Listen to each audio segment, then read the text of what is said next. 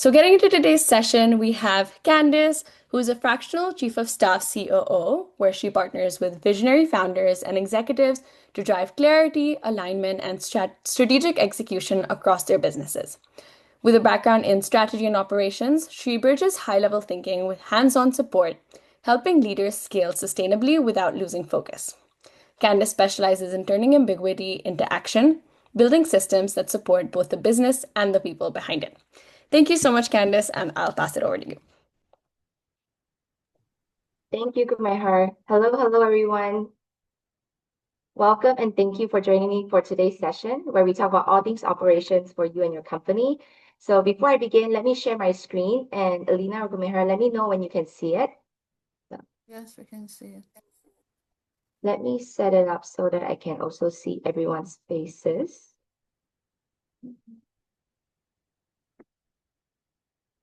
All right. Awesome. Now, to start, let me know in the chat, what are you hoping to learn from this session?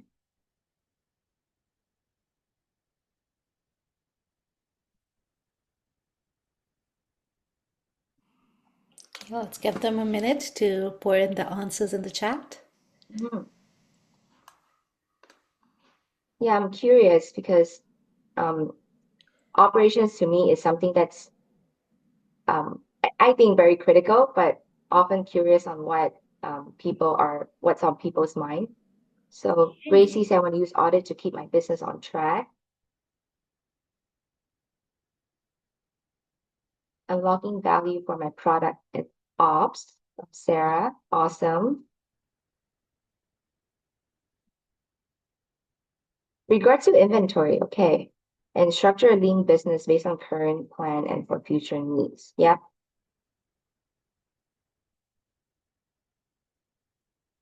Information about how to do it, okay. Thank you, Fred. Thank you, Lynette. And Judy on what to prioritize to have a sustainable business model.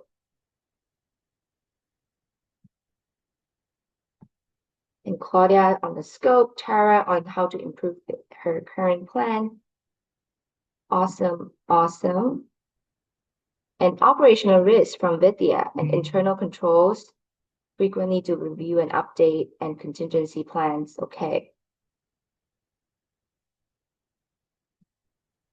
Awesome. These are really, really good questions. It sounded like all of you are really intentional in what you're trying to build and are bringing in all these very good questions. So I will be covering a higher level of all the pillars in operations. And if I didn't get to those questions, please feel free to ask it in the chat or at the Q&A at the end, and we'll be discussing it. All right. Now I want to know who I'm talking to and what sort of building you're in. So let me know, how big is your team right now in the poll?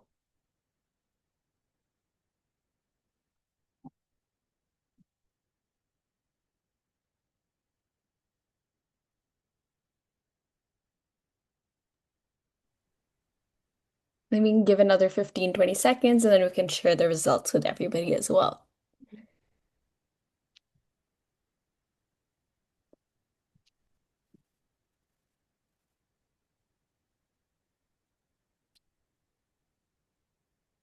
Perfect. I think I'm going to end the poll and share the results.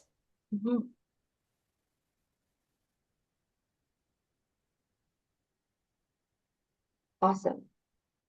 So most of you have are a team of 1 to 5 people right now, which is very early stage, and some in 5 to 10. So I hope what I cover today is going to bring you to beyond 10 people to like 20, 50 and beyond, because we're really talking about frameworks that are scalable and really build the foundation for your operations. Right. Awesome. So let me now some ground rules. I want this to be a really safe space for all of us to learn. So I encourage all of you to keep an open mind, engage and share experience or thoughts throughout the session. I'll be asking some questions throughout, so which you can answer in the chat, and we will also end with more Q&A to continue the discussion.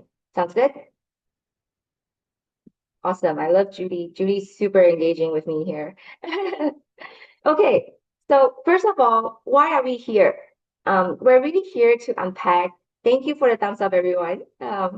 we're really here to unpack what operations mean for an organizations, really talking about what constitutes the foundation of a scalable operations and help you design systems to achieve your company's goals. Now, I know some of your questions are super specific, like about inventory and about supply chain, but I hope that what the concepts that I'm introducing to you today is going to help you to design your specific questions as well. Now, there's a quote from James Clear. I'm sure some of you know him. He's the author of Atomic Habits. The quote goes, you don't rise to the level of your goals. You fall to the level of your systems, right? So it really emphasizes the need to build systems so strong that it elevates you to meet your goals. From the outset, goals might seem to be something that people achieve overnight, right? But what we didn't see is the systems that they built by building daily habits to automate and to make things more efficient in their personal lives, in their professional lives. And that's what they keep practicing to hit the results. So your ambition for your company needs a strong and robust systems as well to scale. And I want to talk about the consequences because people tend to neglect operations or belittle it because it's not a revenue generating function.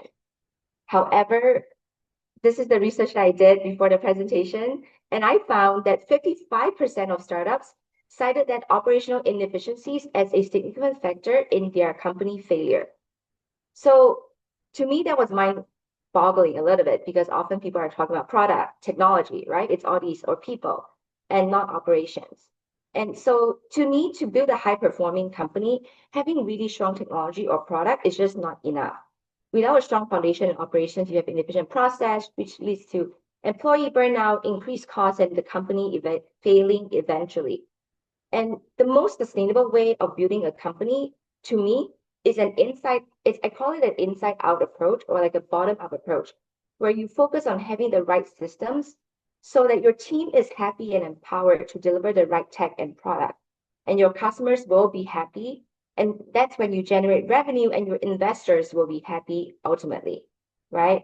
So when you go from the other way around, from investors first, the pressure just cascades down to your team. And then if you don't have the right system for a team to operate on, your company just breaks. So who am I? My name is Candice Uy, and I help CEOs and founders turn strategy into action. I'm really here to help you unlock your company's potential and help your organization scale by setting up operations the right way. Now, operations can mean 100 different things, as we know. So I'm curious, what does operations mean to you? If you could let us know in the chat.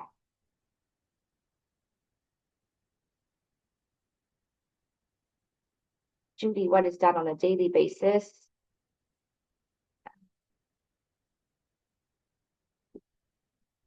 How the business works from Christiana, running business. Day-to-day functions, people, culture, finance, process, execution. J9, I feel like you're stealing the thunder here. That's what I'll be covering today. Execution, automating system, customer correspondent, logistics, how to run the business, any project from start to end, execution. Awesome.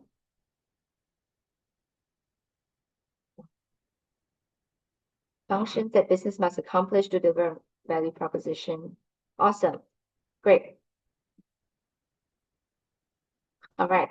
Now, I want to put this up. I know it's a fun cartoon here, but I was thinking about how I would describe operations if like an analogy for operations. So instead of thinking company as hierarchical, I believe a company is more like an ecosystem, like our human bodies, because all functions of the body part don't act in silos.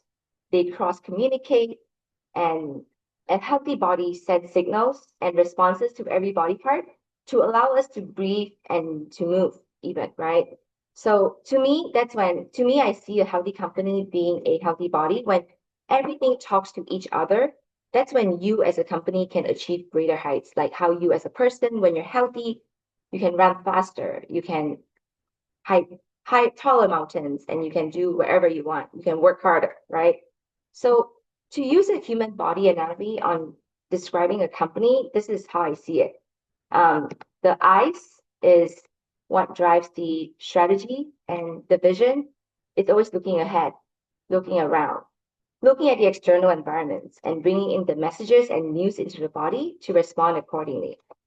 And the heart is the culture.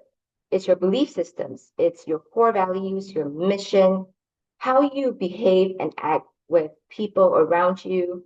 And the stomach is finance.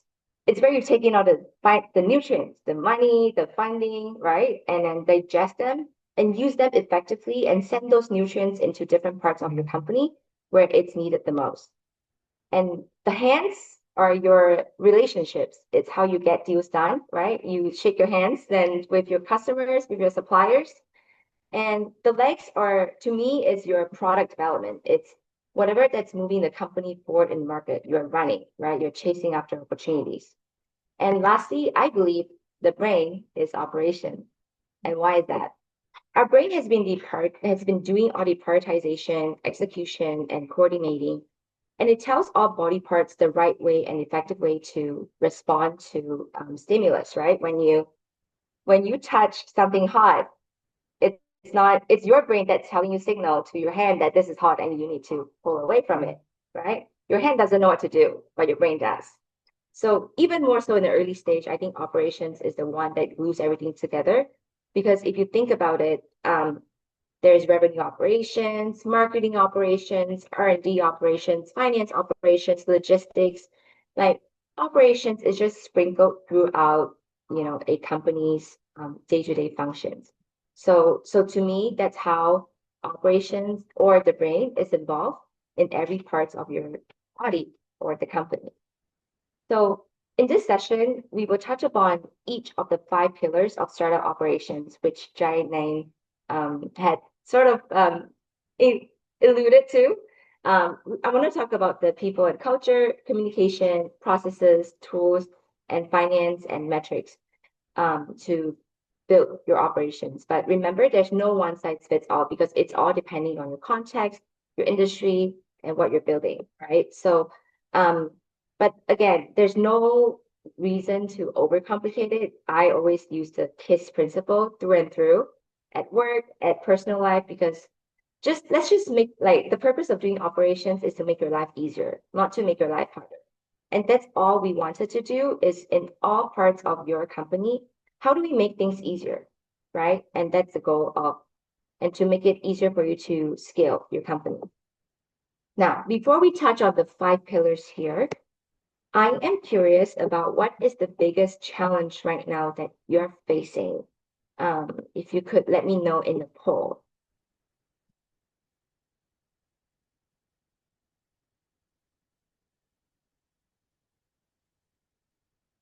So Taru said scaling,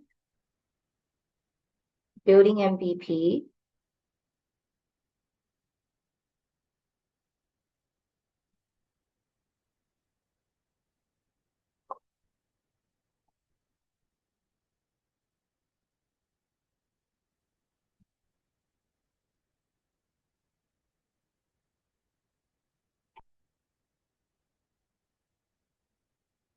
process, getting finances is order.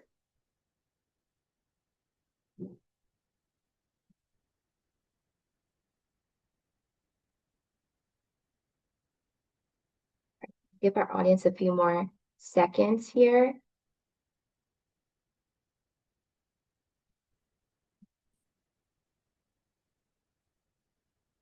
All right. Kumar, do you want to end the poll now, or is anyone else still working through it? Yes, just did. And I've shared the results. Awesome. Okay, so 42% of you said finance and metrics, followed by process, then people and culture, tools and communication. So, all right. So we will be briefly touching on finance quickly, but again, we're not here for accounting or finance class. So I think the next workshop on financial modeling might be more helpful, but I'll touch on those as well. Awesome. Thank you. Now let's talk about people and culture. So before, like the I guess when it comes to people and culture, I want to share this very simple framework that you can use to build your team and manage your team's performance. It's called the People Analyzer, which I sort of took from the EOS framework, which is called Entrepreneurial Operating System. The concept is super simple. For anyone you want to hire, you want to make sure that they are the right people in the right seat. And what do I mean by that? Having the right people means the people are sharing the same core value as your company. And for them to be in the right seat means the person gets it, wants it, and has the capacity to do it. That's what the GWC stands for, under the right seat. Now, I'm sharing this people analyzer because it's simple and you can apply it immediately across, startups and all organizations. There's no need for you to over engineer like a process like a corporate to really assess the fit of a person's into your company.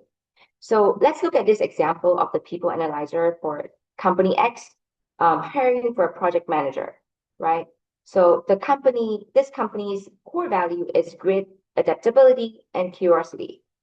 And the bar is the benchmark. So what is the minimum that the person needs to have to be part of the company? So the bar for company X is you must have grit, you must have adaptability, and for curiosity is a plus minus, which means it's okay if you have it. It's also okay if you don't have it. Now, for GWC, you must get it, you must want it, you must have the capacity to do it, right? So we can see that, so if we look at Susan, John, and Amy, based on the people analyzer, we'll do a little exercise so that you can tell me who would you not hire based on the results, based on the people analyzer results. Should we launch the poll? Yeah, you can launch the poll. Perfect. Yeah. And I go back to the people analyzer again.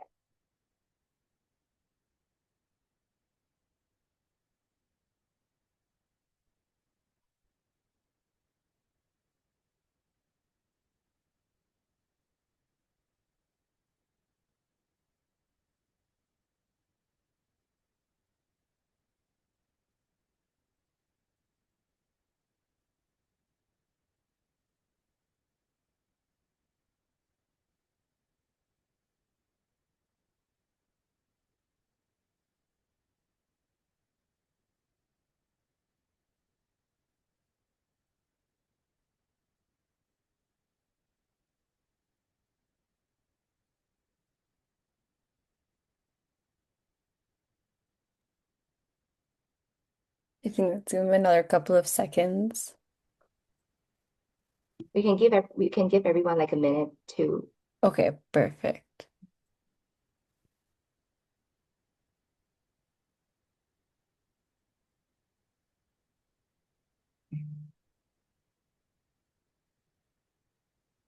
Awesome.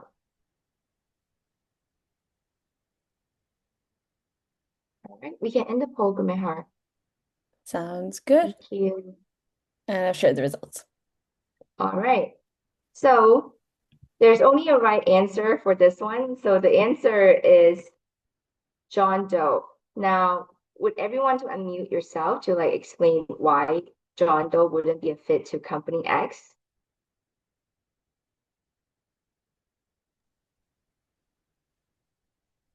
No adaptability. Yes, I would like to try. Yes, Grace, go ahead. Good night, everyone. Happy to be here. So they are looking for three things on the right side: grit, adaptability, curiosity. So all of them have grit. There's one that doesn't have adaptability. And then the option is plus minus. So it's here or there. So curiosity it is. And John Doe does have curiosity, but as it says in 1 and 2, grit and adaptability, you have to have plus. So Amy Brooke does have so curiosity. So they're still qualified. So because John Doe doesn't have adaptability, in reality, he's not suited for the position. Yes, you got it there. Thank you, Grace. Now, you can see how easy it is to use this, right? Like, as long as you have the right framework, you can use this for interviews and recruiting process and easily make decisions on understanding who is the right person for the company, but also as a communication tool to your team. So in addition to being a hiring team, I said here that, we can also use it for performance management because you could do your performance review with this and be like, hey, this, that, so and so, you're showing this, this, and this, and this. So this is the feedback I'm giving you on how you could improve on this, right? Obviously, they will know they will know what the bar is. It's communicated to them. And then the outcome is your performance review will be benchmarked against it, right? And then you can say, and there's no surprises when you talk about this and even use this as part of your performance improvement plan, right? That's why I have a little image here, which I call the 3-strike rule is, say you do your performance review with the people analyzer and the people doesn't meet the bar the first time, you could clearly communicate where, in what aspect they need to improve on. Is it that they don't get it? Is it that they don't want it? But oftentimes, if you have issues with the GWC in the right seat issue, that just means that they are the right person, that they're probably in the wrong seat. So that means thinking about placing the person in other functions or in other areas where they're better at it, right? And then the person, so you go on the first time, you go on the performance improvement plan with this and it doesn't work, then come month 2, you review again and see where the person is at against this, right? If there's improvement or not. And if there's not, you try again the third time. This is the 3rd strike where, if this person doesn't meet the bar again, there's no surprise that, the person have to be let go of, right? So in this case, when you design your hiring and performance management this way, there's just not going to be any surprises and you keep it really transparent and constructive as to what people need to work on, but also like what will happen if things doesn't align, right? So I am a strong believer that culture eats strategy for breakfast. So I know some people are concerned with the MVP and business model and stuff, but it to me that the culture eats strategy part is so awakening at times because understand that what drives strategy and what drives things forward, it's about people. It's not all the product and it's not all the product and marketing that you put in place, but it's about the people that are bringing them to places. And to me, a strong culture is when people know what is expected. They feel safe and motivated to move in the same direction and work gets done without any drama, right? So here are some of the ground rules for me to build a company with a strong culture. You want to hire slow, fire fast. You can use a people analyzer to do that and praise in public and correct in private and ensure that the espoused values equals to your enacted values. What do I mean by that? For example, the company X has grit, adaptability, and curiosity as their core values, right? These are espoused, meaning they're said, but enacted when they're actually practiced. When you say you're adaptable, you're tenacious and curious, are you actually behaving this way as a company? Are you rewarding these behaviors in your company, right? To enforce it. So that's what I mean by making sure that the espouse equals enacted value. Because when what you said and what you are practicing has a gap, people are not going to believe in you. People are not going to trust you on what you do because it doesn't align, right? So that's and one thing I want to say is also on regarding giving feedback because and some of you might notice is Netflix doesn't even have a structured performance review framework. They just give feedback immediately when it happens. And obviously at early stage, like most of you are, you likely don't need any framework in place yet. Even Netflix doesn't have it, right? And so, and providing effective feedback is just immediately is just way more effective than giving it a few months later, come time of performance review. So when for some people, for some of you that might have people issues, obviously we can talk separately. Here's a little preamble that I always like to use to clarify the intention on giving this feedback, right? I always start with, I'm giving you this feedback because I have high expectations of you and I believe in you. To really clarify that the feedback they are giving is well-intentioned. You're not really doing any harm. You're doing it for the better of the person and also the better of the company. Okay. And so when you instill this kind of feedback culture, it's when you really try to learn fast and iterate fast and really build things faster as a company to move in the same direction. Now, I want to talk about accountability framework as well, especially when you work with more and more people, you're not alone anymore. You're working with more people and communication and accountability becomes more important. And some of you might already know the RACI framework when it comes to delegation. So I thought I would just start with the RACI because there's so many variations out there.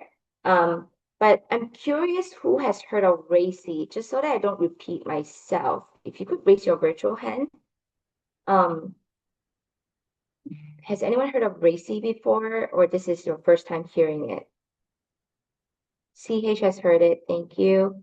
Alicia. Okay.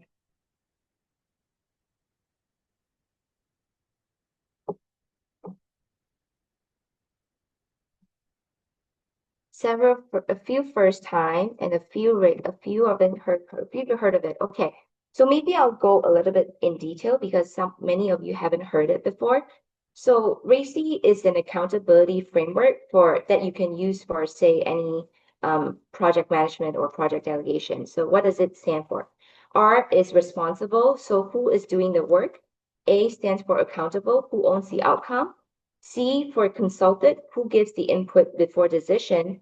And I for informed, who stays informed during the decision? So this framework is meant to give you clarity on who is owning the project and what role everyone is playing in the project. So for people who are responsible, let's use an example. Let's say you are creating a product. It's an R&D, right? So who's responsible? So the R&D folks, the R&D scientists will be responsible for doing the work. So who will be accountable? So the R&D manager will be accountable for the result of the work of the scientists. And who will be consulted? So let's say the business team will be consulted because they know what the customers need. The finance will be consulted because they know the budget. And then who stays informed, right? Let's say maybe the operations team or the marketing team gets informed of the progress of the project so that they know when to, execute on something else, right? So that's how you clarify who is doing what for a project. Now, the common pitfalls here is that too many people are listed as accountable. I see this again and again where there's just too many people owning the result, ending up, and then nobody is owning it at the end. So who makes the final call? You need to be really clear on who is accountable for the result. If it's the manager is going to have the final call on what the decision is going to be for a product. And too many people listed as consulted is also another issue where you're just because you feel like you don't know, and so you're just consulting everyone just in case there's something that it's missing. But when you do that, you're really you want to make sure that the people that you're consulting with are really adding value to your conversation and project, because otherwise it's just a waste of time for everyone, for people who's involved in the project and also for people who are being consulted for. And lastly, nobody gets informed because at a startup, people just fly, right? You just go so fast that you forgot about communicating on progress to people that need to know this. Let's say at this stage, early stage, you work with a bunch of mentors and advisors. So if you want if they are supposed to be informed, obviously, one quick way to do it is just by updating in your project management software and be like, every week project update, this is what we did. And if the advisor or mentor is on there, they can immediately see it without you actually telling them or having a weekly meeting to save time on that.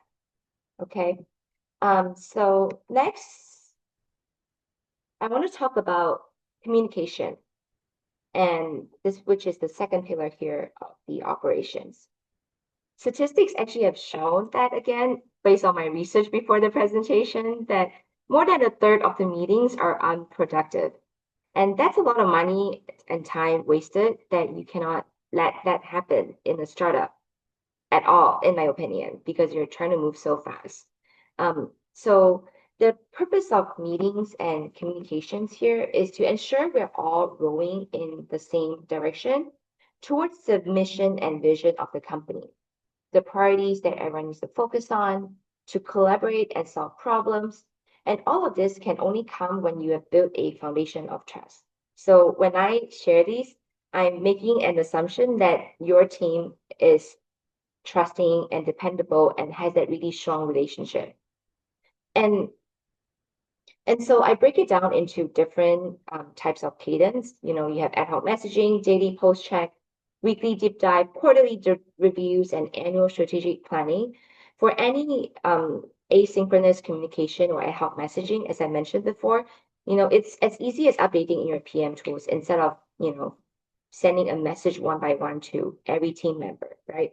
When you default your communication to documentation, your knowledge remains searchable as well in your ecosystem, so you don't need to repeat yourself over and over again, and then there's just there for posterity. And for daily post check, I think it really depends on the nature of a team. All of these meeting cadences are more so like the types of cadences in rather than what I recommend. For daily post check, I think it works more for a software where you're running an agile company, agile frameworks, where you're running, touch points and stuff. But what I will share more in detail today is about how you could run an effective weekly meeting to really drive things forward and stay focused on what your company's annual and quarterly goals are. Okay. So here's the example meeting agenda. It's coming from Entrepreneur Operating System, EOS. What they call it is the L10, which stands for the level 10 meeting. And it's 90 minutes long. I know for a meeting, it can be long for someone who's just seen this for the first time. It happens at the same time, same place, same agenda, where you start on time and end on time. Unless you're on vacation, unless you die, like it's just going to happen every single week, no matter what happens. And so how do you start with this? So you start with a SAG where, you share 5 minutes of around the table about your personal wins or your professional wins. So this is how you build rapport, right? Like say, oh, I got a new bike, right? Or whatever as a SAG, and then reviewing your KPI. So looking at your scorecard at a glance, flagging what's on track and what's off track based on what your benchmark is, and reviewing your goals, quarterly goals. So what have you set yourself for this quarter? Are you on track or are you off track, or do you need to talk about it?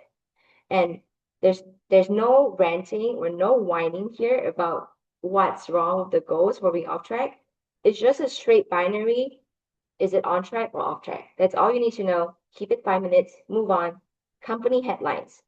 What have you learned from your customers or your team this week that is worth sharing in this meeting? Because at a startup or at any company, really, you want to be really listening to your customer feedback and iterate on it. So this gives you a window to do that.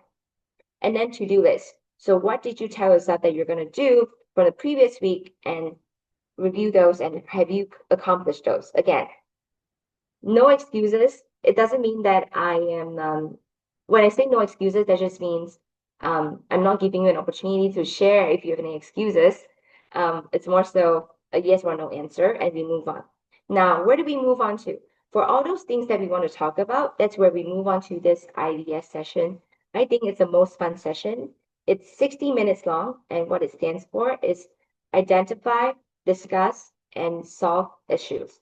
So IDS is where all your team, the week has been over, now everyone brings in the issues that are in their head and put it all in here, and all of you as a group agreeing on what are the most important issues that we need to solve this week before we move on and progress to for the next week, and so to work towards your goal, right? So everyone will be dropping in their issues because everyone has different priorities and different challenges, but you as a group need to align on what are the most important issues to move the company forward. And then you work it through, and then you conclude it with the action items, which will become your to-do list and conclude the meeting.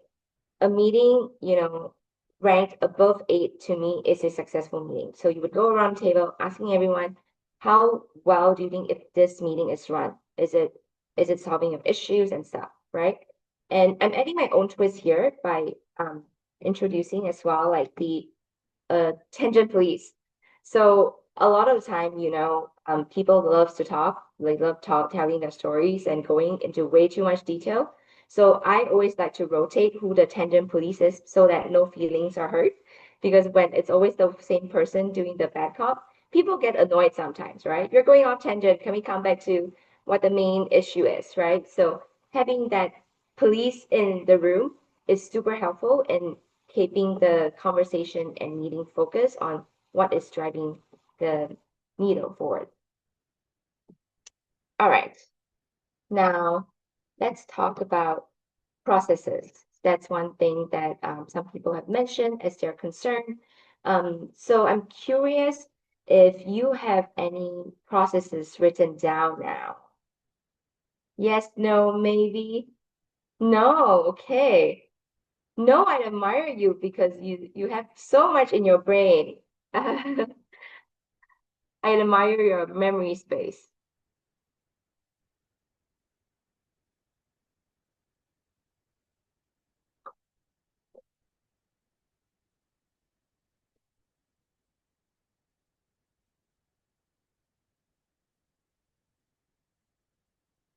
It is time for some offloading. Yes, Judy.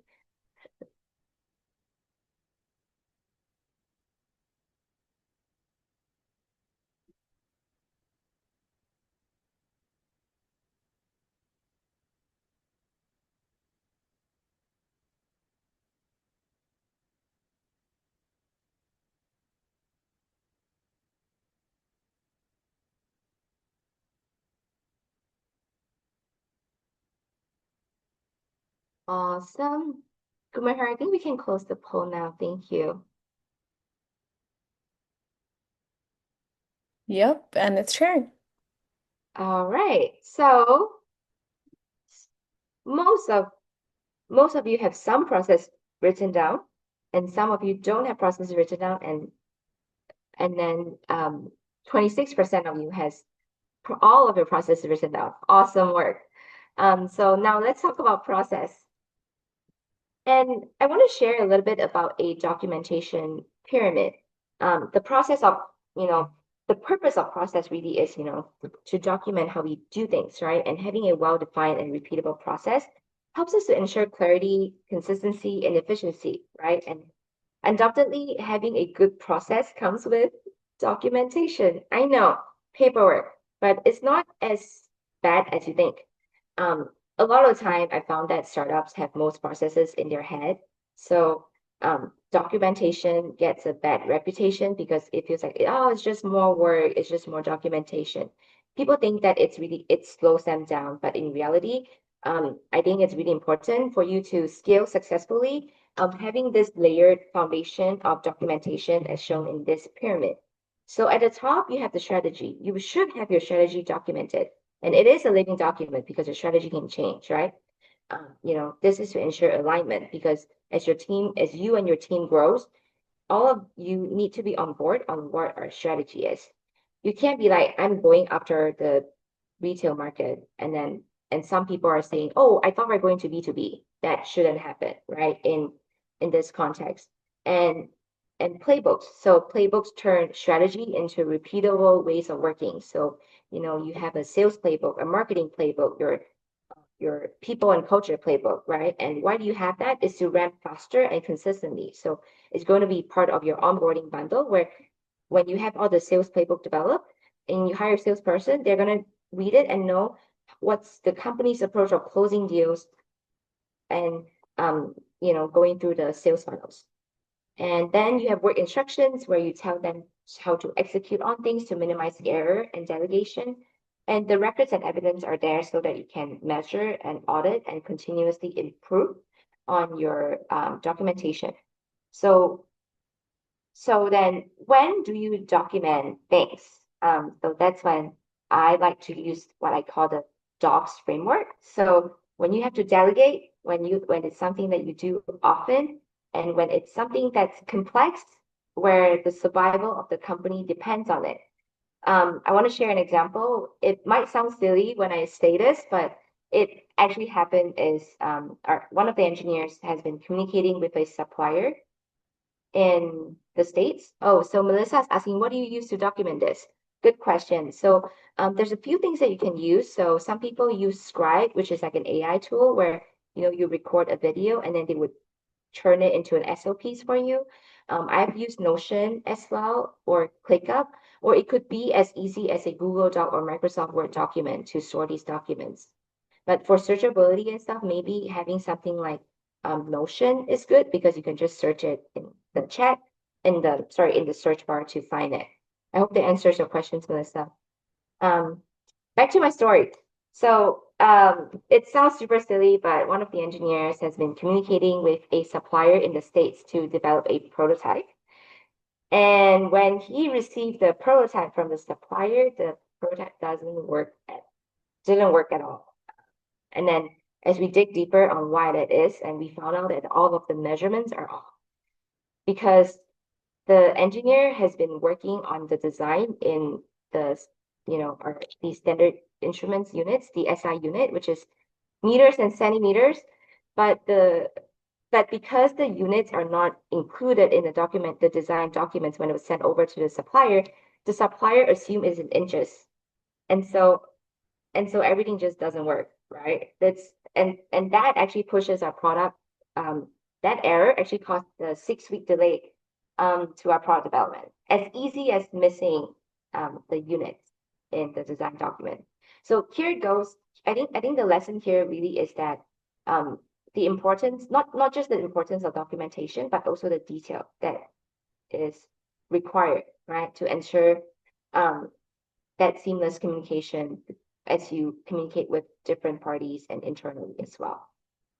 So yeah, the lesson is learned the hard way, and we all don't love that our units are different from the neighbor, but that's the life we live in. Okay, now let's talk about tools, tech stack. So frankly, you don't need a lot of tools to run a company. As you add more and more to it with AI and everything, the cost is going to add up quite quickly. At a bare minimum, in my opinion, these are the things that you need: information management, communication, project management, accounting, and a CRM. And I guess what I'm proposing here is more so in a B2B context, and for a B2C context, it could be slightly different. And when I say bare minimum, is because I really want all of us to really think about what is the best way to leverage all the capabilities and resources instead of adding more and more to build your tech stack. Because often, for instance, ClickUp actually integrates very well with Slack, and then you can also integrate it with Google and Microsoft. So there's really no need to add tools on top of each other because you can really focus on integrating and minimizing that, and to just run a very lean company as overall. And one thing I would also add is just include an LLM into your tech stack as well. AI has been very helpful in so many of our lives. I'm sure all of you have experienced it. There's always no harm adding that into your tech stack as a sounding board, as someone you can brainstorm with as well. We will talk a little bit more as well about AI, but Another thing I would say is, again, like focus on integration, right? Instead of bloating it. Now, this can Now, this thing about information management can sound super basic, but I realized not many people talked about how you should be organizing your folders and stuff. So I want to provide something very tactical here, is organize your folders. Like you as a one person, sure, it works. Like nobody needs to care about how you run or organize your information.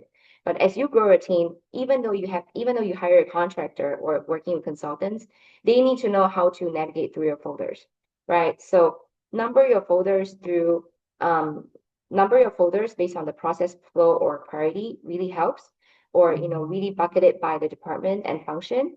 So we can talk separately about this, but this, to really know how to organize it, you need to understand how your company runs overall, right? What is the priority and what are the functions that is needed in your company to operate, and then establish a standard naming conventions. Are you an underscore guy? Are you a dash girl? Right? I'm an underscore person, so like coding. Similarly, so have a top-down approach, right? So like a pyramid. So if this is a pitch deck for investors, let's say this is for Sequoia Capital, and this is what I created at this date, and then date your files and folders, because when you do that, it sorts automatically for you in your Google Drive, in your SharePoint, right? It makes it super easy for you to browse through your work instead of looking at a date modify, which can be funny because even sometimes double clicking and opening a file can update the date modify and make it not reliable. So timestamp your files and version track it to make it, effectively to navigate it. Like what I did personally, actually is establishing the naming convention and then put it into the onboarding bundle. So when new team members get on board, they get to see this and understand how to navigate the files and folders by understanding how the naming works and how the folder is structured and all that. And that way, there's no need for me to explain it. There's no need for me to explain it in person. I would just, read this and let me know if any questions on how to navigate it, and make sure you also follow this process of naming so that this becomes a scalable process of scalable standard, right? Where everyone comes in will just immediately know how to work on it and immediately how to build upon it as well. Now, the last pillar here I want to talk about is finance and metrics. So as mentioned, I'm not here to teach you finance and accounting. That's not my background by training. But some advice I would give you is outsource your finance and accounting functions early. Ideally, you don't want to be, filling up your headspace with just building a financial model or forecast or budget. Outsource that. It's pretty affordable, I'd say reasonable in terms of pricing out there. So do that to free up your bandwidth so that you can focus on what matters the most. Going to market, getting the first customers, closing your round, right? And so, but however, when I say outsource, I don't mean to outsource it so much that you're not in touch of your finance at all, right? You still want to monitor your cash on hand and your runway on a weekly basis and review the budget and forecast and assess the burn rate monthly. One thing I would share as from my past experience is that, the the founders who are so can get so caught up with finance and you will slow everything else down. Like let's say you are you're the product person, and then you are also in charge of finance because people think you're good at math, so you should do that, right? It happens all the time at startups. But when you do that and focus on finance, you then lose sight on the product development. And finance is it's one of those things that everyone needs. Like, investors want to see it, your funding agencies want to see it. So when everyone wants a piece of it, and then you are doing so many tweaks and things while managing a product team, it's just not a good use of your time, and you are burning out very quickly in this process. So I always encourage people to just outsource it to an external firm. There's a lot of fractional firms out there. I'm happy to recommend a few if you're interested at the end as well. and to run it. And then regarding metrics, I'm showing an example of what metrics you could be monitoring here. It's not to say that you should be doing all this. These are just examples where, I created examples based on the pillars that we have discussed. So metrics is a slippery slope. So you can't improve what you can't measure, but it's also very easy to overwhelm yourself with metrics that are not meaningful to you. So how do you want to celebrate metrics is imagine this, right? So imagine you're taking a vacation on an isolated island, like nobody's around you, there's no internet, nobody at all, and you're away from a company. And what metrics would you be reviewing weekly that is alarming enough for you to fly back from the island to quit your vacation? So those are the numbers that matter to you. If it's only one, that's okay, right? You don't need too many. Usually there's about 5 to 7 metrics, but keep it at those maximum. And what are those things that are moving the needle that, okay, if that happens, I need to come back right now from my time, right? So use that scenario as to help you decide what you need to establish in terms of your KPI. Okay. And I guess I should talk briefly about the table here as well. So you can see here, I set it up as a weekly tracking tool where you'll be tracking this in your weekly meeting that I mentioned previously. So every week you will be spend 5 minutes reviewing on the metrics that's move the needle. So what is on track, what is off track, and if they're off track, if you want to discuss it, bring it down into your meeting and work it through. Now, lastly, let's talk about AI and automation, the very topic that everyone is talking about. You might be, "Oh, I'm so tired of this, right? Why are we talking about AI and automation in operations?" However, the one thing that I would say is that AI is here to stay. It's not going to replace you guys, the builders, the founders, but the founders who are using AI is going to outpace those who don't, right? And operations has a lot of opportunities to use AI, so that's what we want to talk about. So we're going to launch another poll here. So I'm curious about your experience with AI tools. So if you could let me know, how have you been using AI?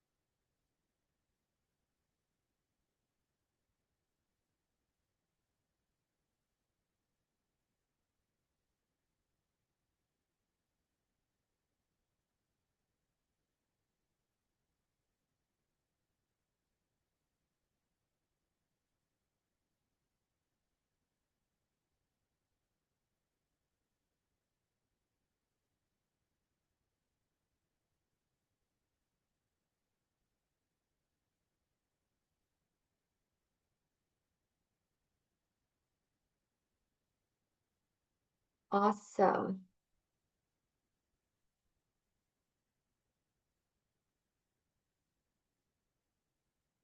Kumar, can you end the poll, please? Thank you. So most of you have tried ChatGPT for a similar task and then use AI tools regularly. Very cool. I'm curious for the 10% of you who built AI into your core workflows. Like if you don't, would you mind sharing um, what is it that you do and how did you build that and what are you doing in terms of that?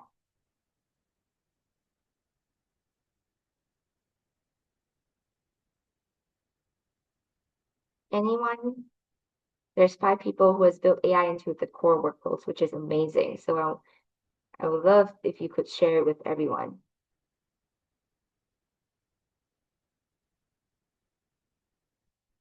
Nobody?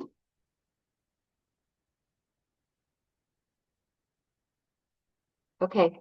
I take that oh, it's a trade secret. Okay. Use Cloud Code to help build my UI and UX. Okay, Hansel. Very cool.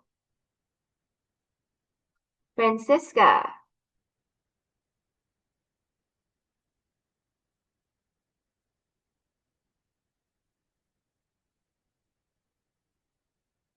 Francisca, you can go ahead.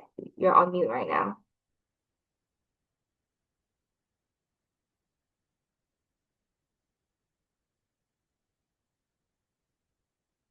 Okay, maybe that's a not a pocket call, but like a pocket hand raise. Okay. All right. So awesome. So most of you have used ChatGPT and then some of them using it regularly. So thank you for all of you for sharing. Um, I want to talk about AI, some of the AI tools, breaking it down in terms of operations, business and project operations. You can use Otter, ClickUp, Validator. Validator is pretty cool actually. So, but I'm not sure if some of you have your go-to market already, but Validator is an AI tool that helps you do research to validate whether or not your business is feasible and gives you a score. So I thought that was interesting to put it on there. And for marketing operations, you have Canva, Jasper, Runway. For finance and revenue operations, I use like HubSpot, Clio, and for people and culture, there's like Montana, ChatGPT. I think it's an umbrella, LLM really for everything, and also Scribe as some of the tools that I've used and some of them I didn't use, but more so from my research to find them. So in terms of really telling you on what AI tools to use, I think it's more helpful to really talk about the mindset that we all should have to stay ahead rather than telling you to implement it in operations. Because that's how you future-proof your company, right? In the face of innovation, more than just AI.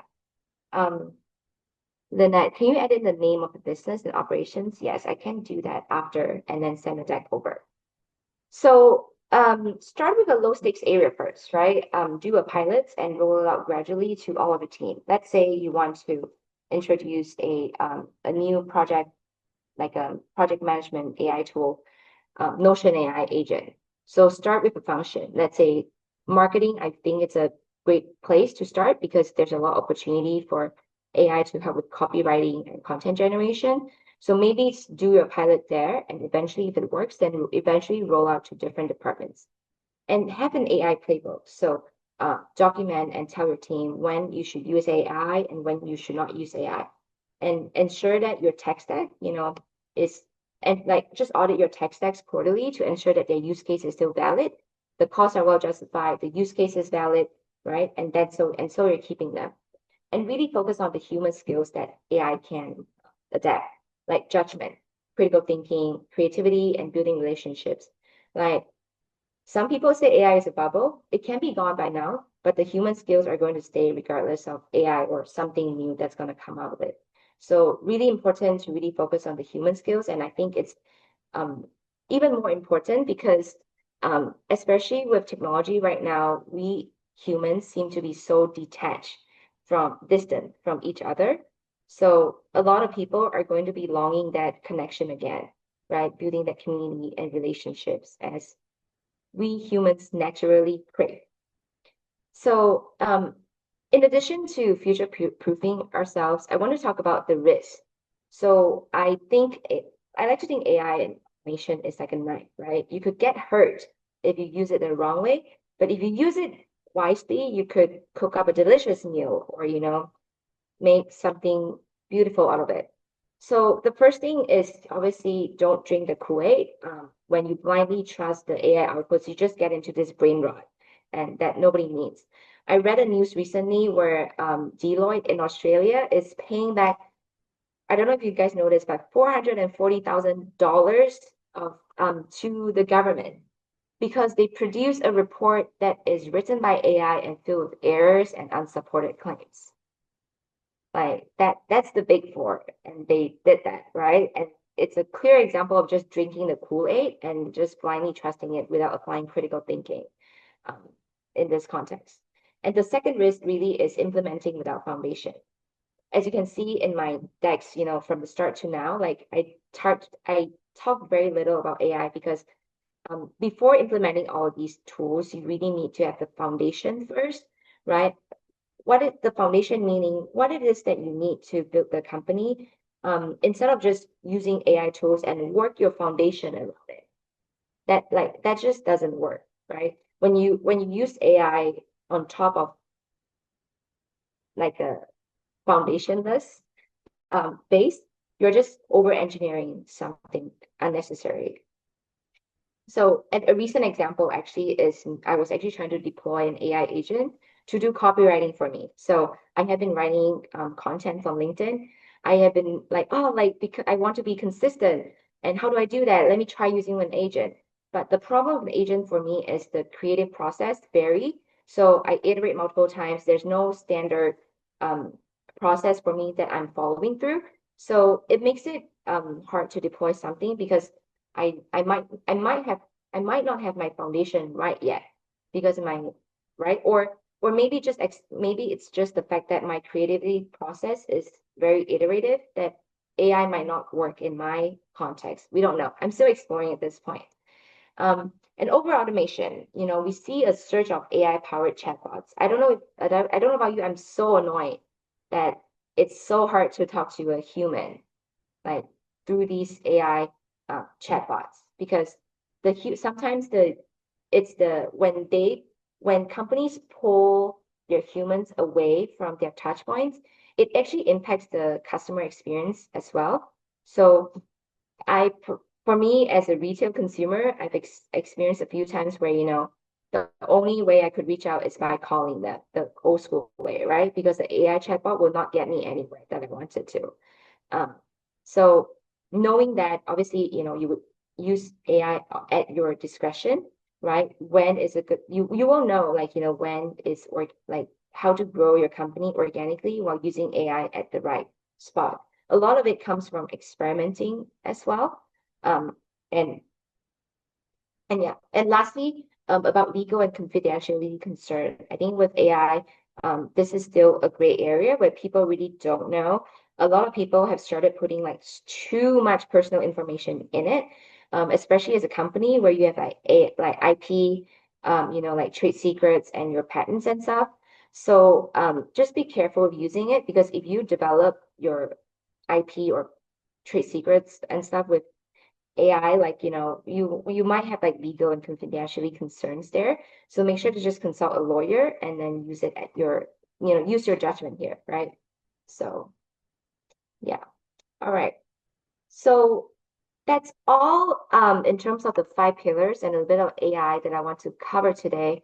The main key takeaway here really is that operations is meant to be the engine that powers the growth and not really so I guess I'm here to demystify that, right? I want you to see how operations can actually help you propel growth by building the right systems more than anything.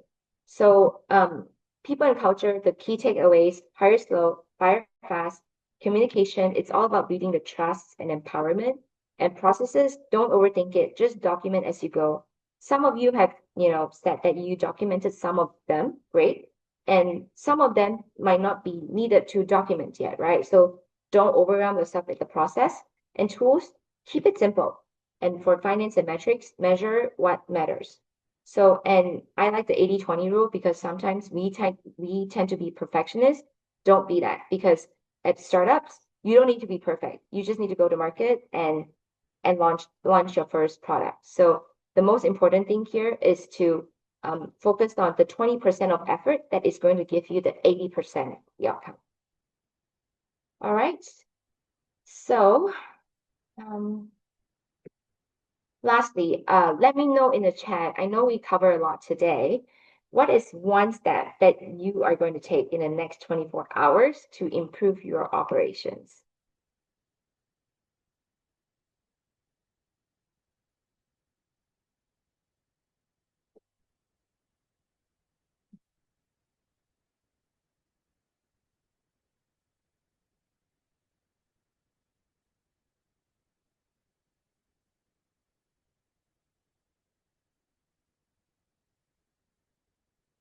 Document as I go, write my processes. L10 is really interesting. Yeah, I love running L10s. Write down tomorrow's task and properly delegate. Think about the process, revise process, documentation, task hierarchy, task hierarchization. Oh, my English. Document as I go. Document the process vary departments. Research on how to be efficient in a lean team with the use of AI and start getting documentation. Write and diagram the steps. So Judy asked me a question. So Judy threw me a question instead of answering it. So what do we suggest? So my suggestion in terms of the next step, personally, is just looking at your company as a whole and understand um, where the gaps are. Like, is one function running better than the other? And so what needs more work, and then work your and prioritize through that. Automation from start to finish, making sure our process included, update business plan and critical path with these learnings in mind. Awesome. These are great next steps. Now, how are we keeping each other accountable here? Because you say you're going to do it in 24 hours. Alina, are you going to keep on tabs of everyone? For Gumehar? Yes, we have to. Yeah, I don't know if there's a chat group or something for the founders.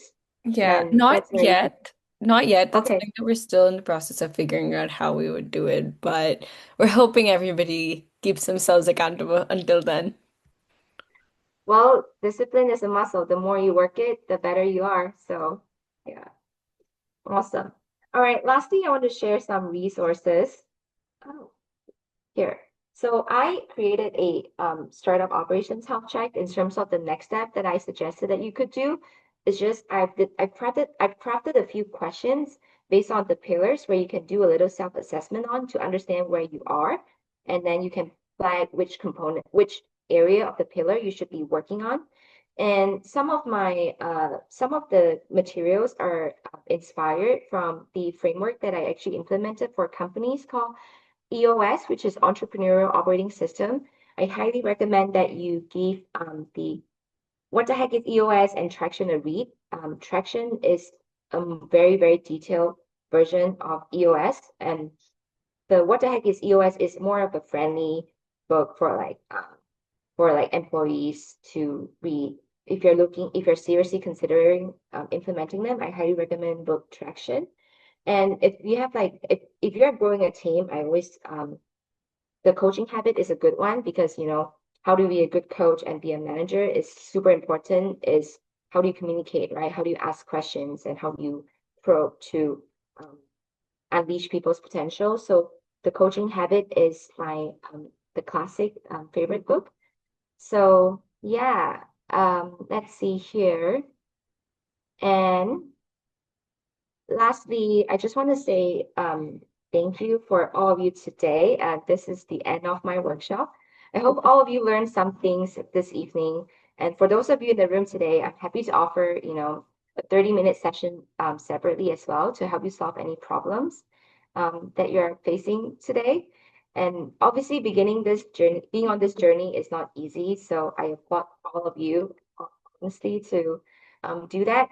So yeah, thank you for all of your attention and engagement. I really appreciate all of you being so proactive in chatting away and responding to my questions, and also appreciate White Space and the Black Entrepreneurship Alliance and the Market Business Small Business Center for giving me this opportunity to connect with all of you. So yeah, with that, we'll end with some Q&A. And yeah.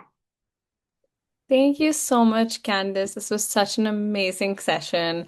We went into so many different things, and all of us went away with so many different insights and accountability for sure. But yeah, we can go to Q&A. I know you covered a lot of questions in the chat as they were coming along, but I'm Mhm. just gonna go through, just make sure that we did also cover everything. I think there was one about affordable CRMs. What are some effective yet affordable CRMs for a smaller company with fewer than 5 employees communicating with diverse networks from Alicia? Yeah, so in terms of CRM, some of the project management tools actually can do CRMs as well. So they have templates that you can use. So I would just start there, like, I know ClickUp is pretty good in terms of CRM. At least that's one that I personally use. HubSpot is decent as well. Yeah, and then they give discount for startups. Like if you're affiliated with some incubators, they can give you a good discount. I've worked with yeah, some incubators. I don't know if Whitespace offers that, but maybe Schulich startups or I don't know. So you can look into those. Yes. Mhm. Perfect. Yeah. Does anybody want to put their hand up and they can also unmute and take questions. And until then, Jaden asked if there's a particular AI that is your favorite tool and why, or the most effective tool you would recommend that every business should have. So I have I mean, I've used ChatGPT, Claude, Perplexity, personally for different use cases. So ChatGPT for me it has been really good with personalization and remembering things. So that has been good in terms of, I actually connected my ChatGPT with my files and everything, so it could even find um in files and all that for me. So in terms of that, that was really good. Perplexity is really good in market research and finding frameworks or tools that I need um, to use. So sometimes with my writing, and for my writing, I use Claude. I find how ChatGPT writes is a bit too AI for me. So I would actually write in my own voice, and then Claude is, I find, a better LLM for writing in that sense. I'm not a coder, so I haven't used coding too much, but I know someone in the chat has mentioned they use the Claude for coding as well. Um, Yeah. yeah. Thank you. I feel like with AI, there's so many different things you can do now. I believe there's like custom GPTs where you can train your GPT Hmm. as well. And like you were saying with Claude as well, I've tried coding with it, and I think there's actual CS majors or actual AI companies that are fully using Claude Code. So it's very, very cool, and that's super helpful. Thank you so Yeah. much. What were your recommendations for accountant firms for outsourcing accountants and finance resources? There's a few out there. If you don't mind, I can get back to you on that. So just send me an email and I can introduce you to some people. Yeah. Perfect. And Daru asked, which budgeting tool would you recommend to track cash flow? Early stage, honestly, it could be as easy as an Excel sheet. It doesn't need to be flashy. Um, yeah. So that's where I would start with budgeting is an Excel.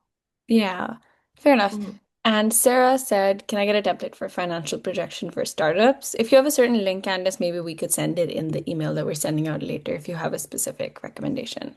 Right. Like I think there's a link that I meant to send for getting like the checklist. Oh So yeah.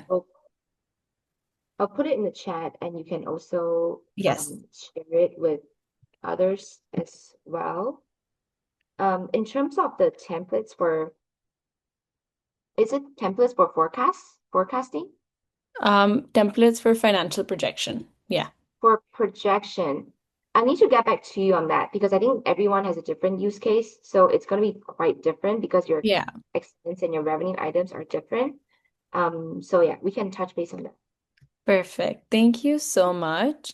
That's all the questions in the chat. If anybody has any other questions, feel free to raise your hand. But until then, just want to say a big thank you again, Candace. Thank you so much for taking out your time. And yeah, we really appreciate you doing all of this. We do have another Yeah, question actually. From yeah. If anyone wants to Firuze. chat, mhm, Yeah. go ahead. What part of operation marketing is, sorry, do you think that question is cut short? What part of operation marketing is, do you want to maybe unmute and elaborate a bit more? Hi. Sorry, yes. Basically, the question is where the marketing comes to the play in the operation. Because I don't think it's been part of what it's it's been explained. Okay, so to answer your question, like I guess you're asking this because you don't see it in the 5 pillars. Yeah. Okay, so the 5 pillars of operations, I think, as I mentioned earlier, I think operations is just sort of like um em embedded throughout the company. There's revenue operations, marketing operations, finance operations, right? So like running operations is almost like a capability that needs to happen under marketing, where you need the people, the processes, the tools, and the metrics. So I wouldn't say that one is over the other of sort, and it all depends on how your company is designed. So for some companies, sales and marketing is one department, but for some, the marketing is so big that it needs to be on its own, right? So it really depends. I'm not sure if I answer your question. Yeah, I think you did. Thank you very Okay. much.